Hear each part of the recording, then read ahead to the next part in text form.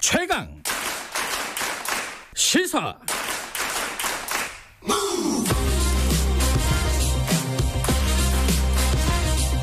지금 여러분께서는 김경래 기자의 최강 시사를 듣고 계십니다. 네, 7시 38분입니다. 김경래 최강 시사 듣고 계시고요.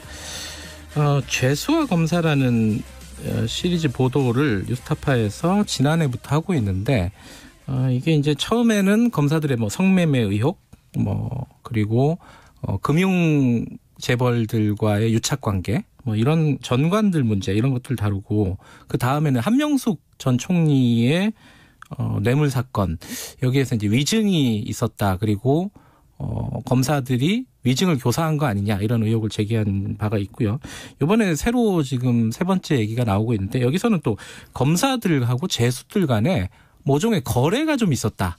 이게 이제 그 거래가 있었다면 돈이 필요했을 것이고, 무엇을 가지고 거래를 했느냐, 이런 부분들이 궁금한 부분들이죠. 이거 취재하고 있는 뉴스타파 신민보 기자 스튜디오에 모셨습니다. 안녕하세요. 예, 안녕하세요. 대한민국에서 가장 죄수들하고 친한 기자가 아닌가. 더 친해지려고 노력하고 있습니다. 네. 근데 그런 얘기 많이 듣지 않아요? 죄수들은 좀 신뢰도가 떨어지는 거 아니에요? 어차피 범죄자들인데 그 사람들 얘기를 듣고 이렇게 보도를 하는 게 좀 문제가 있는 거 아니냐, 이런 얘기 많이 듣지 않아요? 사실 그런 이유 때문에 그동안 죄수들이 했던 얘기들이 보도가 잘 안 됐었죠. 네. 당연히 이제 그런 위험이 있고요. 다만 저희는 죄수들의 얘기를 곧이곧대로 보도하는 게 아니고 최대한 저희가 언론사로서 할 수 있는 검증은 최대한 한 뒤에 증거를 확보한 뒤에 거기에 해당하는 내용만 방송하고 있습니다. 지금 아까 제가 잠깐 말씀드렸는데 시즌 1, 그러니까 검사들의 성매매 의혹이라든가 그때도 죄수와 검사 간의 거래 같은 것들이 잠깐 나오기도 했었고, 그리고 한명숙 전 총리 사건을 보도한 이후에 관련된 법무부에서 뭔가 제도 개선이 좀 이루어졌다는 얘기들이 나왔어요. 어떤 게 이루어졌어요? 그러니까 저희 보도 이후에 사람도 구속되고 그 한명 사건에 대한 재조사도 시작되고 이런 것들이 하고 있죠. 감찰이 그죠? 시작되고 이제 가장 의미 있는 거는 아무래도 제도적인 개선일 텐데 법무부가 지난 9월에 제도 개선안을 내놨습니다. 이게 인권 보호를 위한 검찰 수사 관행 개선 방안이라는 제목이었는데, 한마디로 이제 저희가 보도했던 그 검찰이 무분별하게 재소자를 소환해서 마음대로 막 검찰청에 계속 불러가지고 매일같이 출정을 시켜가지고 그 안에서 조서도 남기지 않고 어떤 얘기들을 하면서 어떻게 사건을 만들어가는지 모르잖아요. 요거를 이제 못하게 했다.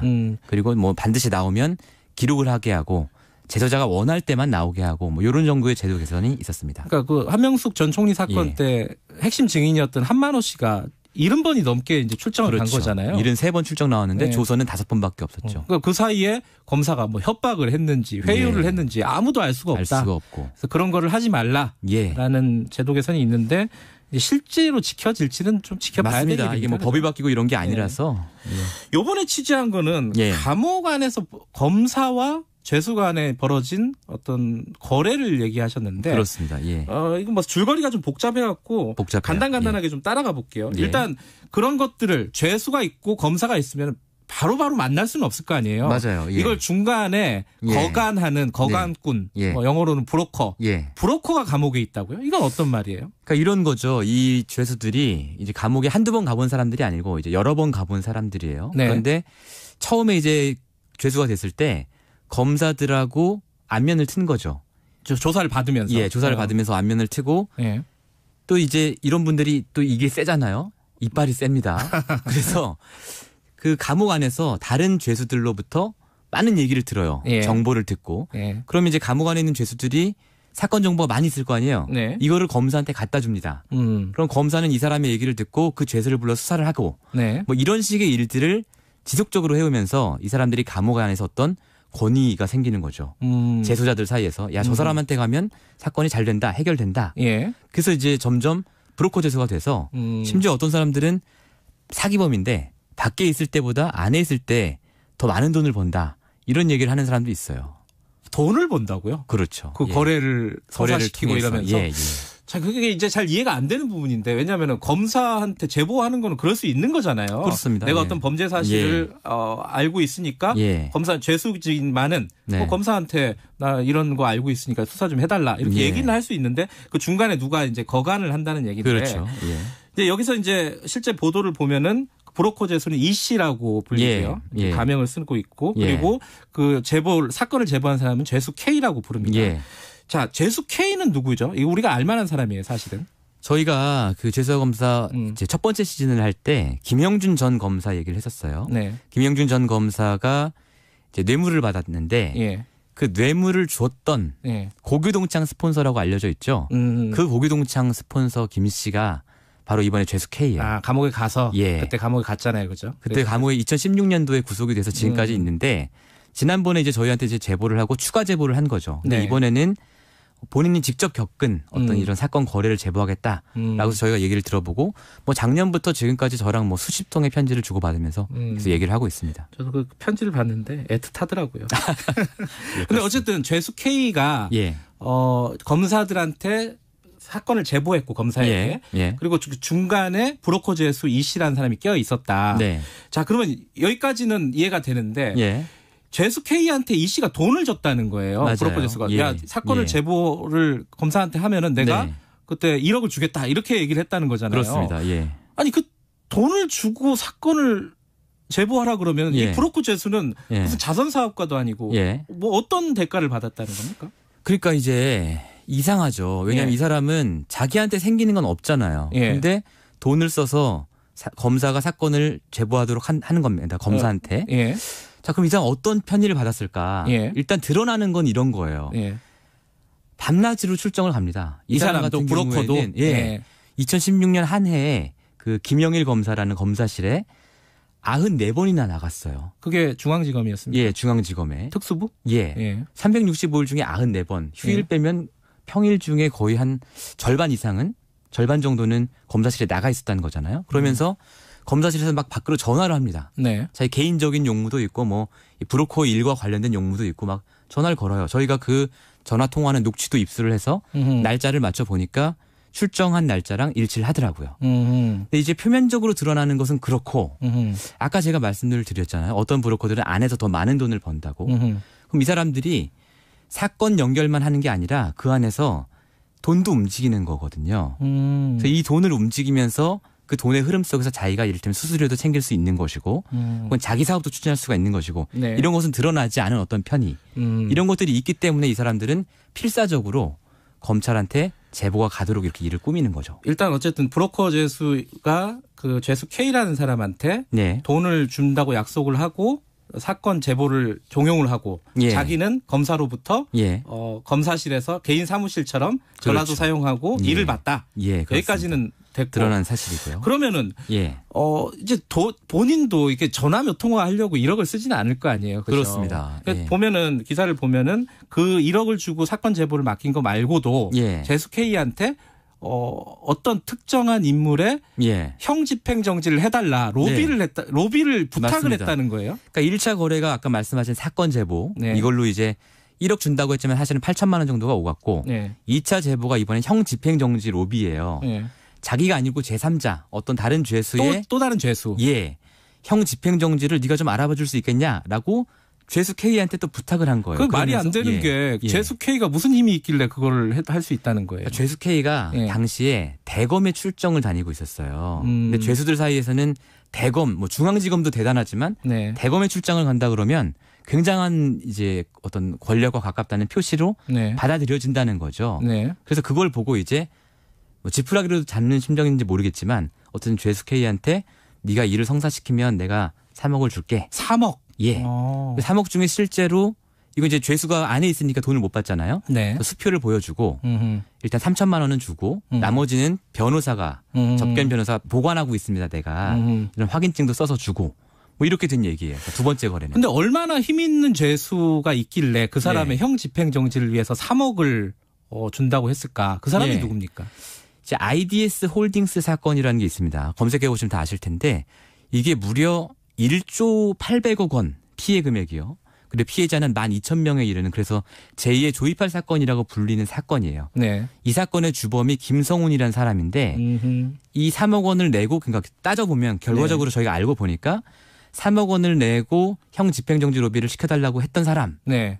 이 사람이 바로 김성훈이었고 네. 그 앞에 1차 사건 거래에서도 돈을 낸 게 김성훈이었다. 그러니까 지금 말했던 두 가지 사건에 움직였던 돈, 브로커가 움직였던 그렇습니다. 돈은 김성훈 금융사기 사건의 주범 김성훈의 돈이었다. 그렇죠. 그러니까 김성훈이 이제 형을 15년 받았으니까 16년인가요? 15년이요. 15년 받았으니까 나 형 집행정지 좀 해달라. 그렇죠. 이래가지고 제 힘 있는 재수 같으니까 대검 다닌 애니까 얘한테 좀 부탁을 해봐라. 이래서 그렇죠. 돈이 건너갔다는 거예요. 중간에 브로커 이모 씨가 있고 브로커 재수 이모 씨가 연결을 시켜준 거죠, 말하자면. 그런데 여기서 이 상황에서 브로커 재수 이 씨한테 로비를 부탁한 상황에서 검사의 역할은 뭐였습니까, 그러면? 그러니까 검사의 역할은 사실 분명하진 않지만 어쨌든 검사가 자기 방에 이 사람들을 같이 불러요. 그러니까 이 사람들이 사실 죄수들이 따로따로 갇혀 있으면 만날 일이 없잖아요. 운동할 때 영화 같은데 보면 운동장에서 잠깐. 그 정도. 그 정도인데 하루 종일 같이 있는 거예요. 검사실에서. 그래서 그 당시에 이제 김영일 검사가 방위사업수사부 서울중앙지검 여기 있다가 특수 일부로 옮겼는데 양쪽 방 모두의 출정기로 저희가 입수해서 보니까 이모 씨 같은 경우는 아까 뭐 1년에 94번 출정 갔다고 했잖아요. 근데 김성훈이랑 같이 출정을 나온 게 20번이 넘어요. 그래서 그 아까 말했던 그 금융사기의 주범 그 사람과 브로커가 검사실에 계속 같이 다녔다. 그러니까 그 안에서 자기들끼리 무슨 얘기가 오간지 알 수 없지만 결과적으로 나온 결과를 보면 이러이러한 모의들을 그 안에서 하고 그것을 실행에 옮긴 것이 아닐까. 바로 검사실에서 그렇게 저희가 충분히 의심할 수 있는 거죠. 검사가 불러야지 오는 거잖아요. 그 사람들은. 그럼요. 그렇죠? 그러니까 검사가 왜 불렀느냐 그 사람들을. 그렇죠. 같이 불렀는데 게다가 더 거기서 전화로 사실 로비까지 확인이 됐고 했던 부분이 확인이 된 거고. 근데 재수 K가 결국 이 사실을 경찰에 자수하면서 이 사실이 알려진 거잖아요. 그렇습니다. 왜 자수를 한 거예요, 이 사람은? 그러니까 이 사람이 굉장히 이제 검찰에 대한 원한이 깊어요. 히스토리가 굉장히 긴데 그걸 제가 다 말씀드리기는 어렵고. 고교동창 사건에서 검사한테 배신을 당한 거잖아요. 사실. 검사한테 자기 친구인 검사한테 배신을 당하고 또 검사 출신 변호사를 샀더니 이 사람도 자기를 배신하고 검찰에 갔더니 사건 축소하고 이런 것들을 목격하면서 내가 이제 검찰의 비위를 까발리겠다라는 마음으로 사건 거래에 응했다라고 본인은 주장하고 있습니다. 그래서 증거들을 모아서 자수를 했다. 그렇죠. 저희한테 제보를 하면서 동시에 경찰에 자수를 했습니다. 수사가 그러면 어디까지 진행이 된 겁니까?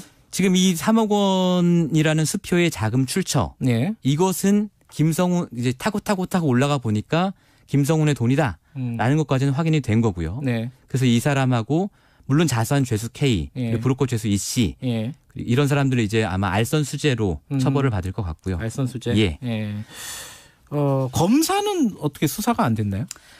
검사는 사실 지금 경찰이 수사하기가 굉장히 좀 어려운 상황이라고 합니다. 왜냐하면 검사실에 이걸 출정을 불러서 편의를 봐준 정도로는 뭔가 이걸 의율할 법이 마땅치 않다라고 지금 생각을 하고 있고요.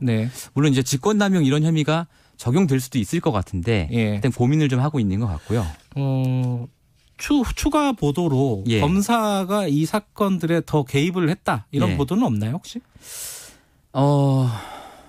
조금 정황들이 있습니다. 저희가 그래서 다음 주 이제 3부가 공개되는데 3부에서 그 내용들을 조금 더 다룰 생각이고요.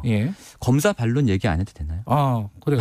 김영일 검사를 직접 만났죠. 직접 만나러 갔는데 지금은 제주지검에 있고 이 사람이 이제 지금 부장검사죠. 제주지검 부장검사입니다. 그리고 특수통으로 이제 쭉 성장해온 사람인데 뭐라고 하던가요? 부른 거야 이제 객관적인 사실이니까 부인할 수 없고 자료가 있으니까.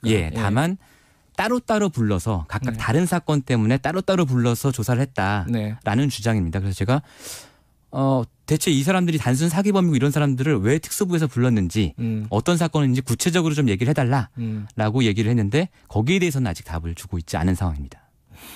구체적으로 답을 주면은 취재가 한결 수월할 텐데. 그렇습니다.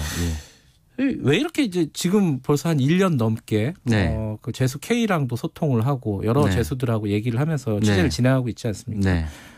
재수들에게 집착하는 이유가 뭡니까? 제가 이제 저희 그 죄수와 검사 시리즈를 이렇게 명명을 합니다. 죄수들에 의해서 쓰여진 검사들에 대한 공소장이다. 이렇게 명명을 하거든요. 죄수들이 쓰는 원래 공소장은 검사가 쓰는 건데. 그러니까 검사들이 사건을 어떻게 다루고 어떻게 바꾸고 어떻게 덮는지 이걸 제일 잘하는 사람들이 죄수들이거든요. 본인들이 따져보면 당사자들이니까. 예, 옆에서 그걸 받고 당사자니까요. 예. 그래서 저희가 계속 죄수들의 얘기를 듣고 있습니다. 근데 사람들이 그거 궁금해할 거예요. 한명숙 사건 도대체 어떻게 돼가고 있냐, 감찰. 네. 그죠? 아무것도 나온 거 없죠, 아직은. 한때 좀 시끌시끌하게 감찰을 예. 한다고 얘기하다가 예. 그 뒤로는 사실은 크게 진행되는 건 없는데 예. 물 밑에서는 계속 진행되고 있는 것 같습니다. 계속 조사받고 있다고 하더라고요. 뭐 결과가 나오겠죠. 영화 아리랑 님이 영화 같은 얘기다. 영화 프리즌 기억하시려고 모르겠네요. 한석규 배우가 나오는데 그런 좀 비슷한 느낌도 있고요. 앞으로 계속 취재 하고 나와서 예. 좀 재밌는 얘기 좀 해주세요. 알겠습니다. 고맙습니다. 유스타파 시민보 기자였고요. 1부 여기까지 하고요. 2부에서는 국민의힘 재보선 준비 상황 좀 알아보겠습니다. 8시에 돌아옵니다.